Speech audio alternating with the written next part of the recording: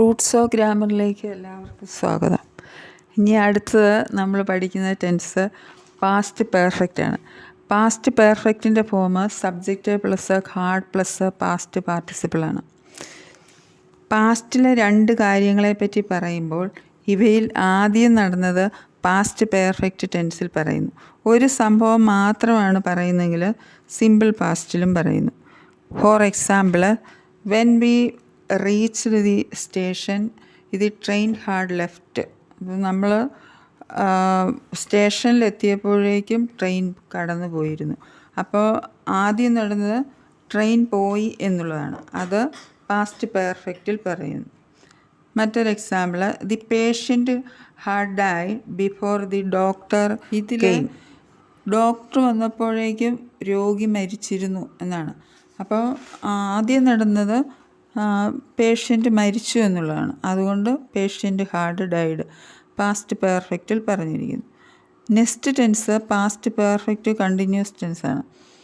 അത് അതിൻ്റെ ഫോം എന്ന് പറയുന്നത് subject plus had plus been plus ING form of the വെർബാണ്. ഇനി ഇത് ഈ പാസ്റ്റ് പെർഫെക്റ്റ് കണ്ടിന്യൂസ് സാധാരണ സൂചിപ്പിക്കുന്നത് പാസ്റ്റിൽ എപ്പോഴും എങ്കിലും ആരംഭിച്ച ഒരു പ്രവൃത്തി അത് മറ്റൊരു സംഭവം നടക്കുന്നോടം വരെയും അല്ലെങ്കിൽ മറ്റൊരു സംഭവം ഉണ്ടാകുന്നോടം വരെയും തുടരുന്നു. ആ തുടരുന്ന പ്രവൃത്തിയാണ് പാസ്റ്റ് പെർഫെക്റ്റ് കണ്ടിന്യൂസിൽ പറയുന്നത്. അതിൽ നമുക്ക് എക്സാമ്പിൾ പറയുകയാണെങ്കിൽ, she had been reading continuously four 2 hours when the light vent out. അപ്പോൾ തുടർച്ചയായിട്ട്, അതായത് കറണ്ട് പോകുന്ന ആ സമയം വരെയും അവൾ തുടർച്ചയായിട്ട് ബുക്ക് വായിച്ചുകൊണ്ടിരിക്കുകയായിരുന്നു. അപ്പോൾ ആ പാസ്റ്റിൽ അത്രയും സമയം തുടർന്നുകൊണ്ടിരുന്ന ആ പ്രവൃത്തി പാസ്റ്റ് പെർഫെക്റ്റ് കണ്ടിന്യൂസിൽ, അതായത് ഷീ ഹാഡ് ബീൻ റീഡിങ്.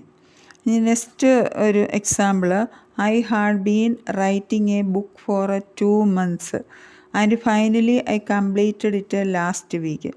ഇവിടെ തുടർച്ചയായിട്ട് നടന്നിരുന്നത്, അതായത് കഴിഞ്ഞ് അതായത് 2 മാസങ്ങളായിട്ട് ഞാൻ ബുക്ക് എഴുതിക്കൊണ്ടിരിക്കുകയായിരുന്നു.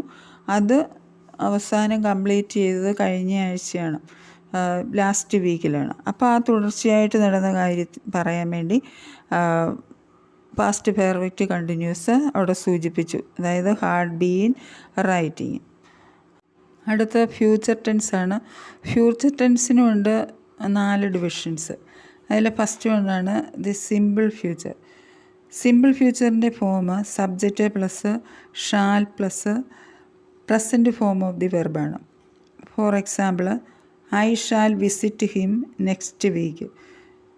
മറ്റൊന്ന്, ഹീ വിൽ കം ടുമോറോ. അപ്പോൾ ഭാവിയിൽ നടക്കാൻ സാധ്യതയുള്ള കാര്യത്തെപ്പറ്റി പറയുന്നതിനാണ് സിമ്പിൾ ഫ്യൂച്ചർ ഉപയോഗിക്കുന്നത്.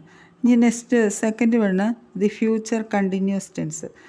ഫ്യൂച്ചർ കണ്ടിന്യൂസ് ടെൻസ് അതായത് ഭാവിയിൽ തുടർന്നേക്കാം എന്നല്ലെങ്കിൽ അത് ചിലപ്പോൾ സംഭവിച്ചേക്കാം എന്നുള്ള ഒരു കാര്യം പറയുന്നതിന് വേണ്ടിയാണ് ഫ്യൂച്ചർ കണ്ടിന്യൂസ് ടെൻസ് ഉപയോഗിക്കുന്നത്. അതിനുമുണ്ട് form subject plus will or shall plus be plus ING form of the verb. For example, we shall be visiting Ooty this year. മറ്റൊരെണ്ണം, they will be coming this evening.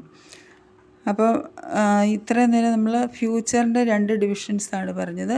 ഇനി 2 കൂടിയുണ്ട്. ബാക്കി നമുക്ക് next ക്ലാസ്സിൽ.